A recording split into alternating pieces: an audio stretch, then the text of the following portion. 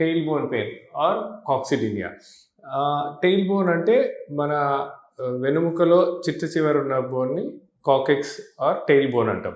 So ఏ కారణం చేతైనా ఈ కాకెక్స్ దెబ్బతింటే అంటే ఆ టెయిల్ బోన్ దెబ్బతింటే అంటే దీన్ని దెబ్బతింటం గల కారణం చూసినట్లయితే సడన్లో కాలు జారి చతికిల కింద పడ్డప్పుడు కానీ, మెట్లు దిగేటప్పుడు సడన్లో కాలు జారి చతికిల కింద పడ్డప్పుడు కానీ, ఆర్ ఎప్పుడైతే సైకిల్ చాలామంది సైక్లిస్ట్ అంటే సైకిల్ తొక్కేటప్పుడు హార్డ్ సర్ఫేస్ మీద కూర్చొని తొక్కుతున్నప్పుడు సడన్లో ఇక్కడ దెబ్బ తగలటం కానీ, ఆర్ హార్డ్ సర్ఫేస్ మీద కూర్చున్నప్పుడు ఎక్కువసేపు కూర్చున్నప్పుడు ఒకసారి దెబ్బతింటాము, ఆర్ మనము బైక్లో కానీ సైకిల్లో కానీ వెళ్తున్నప్పుడు సడన్లో గుంతలో పడ్డప్పుడు ఈ టెయిల్ బోన్కి దెబ్బ తగలటము.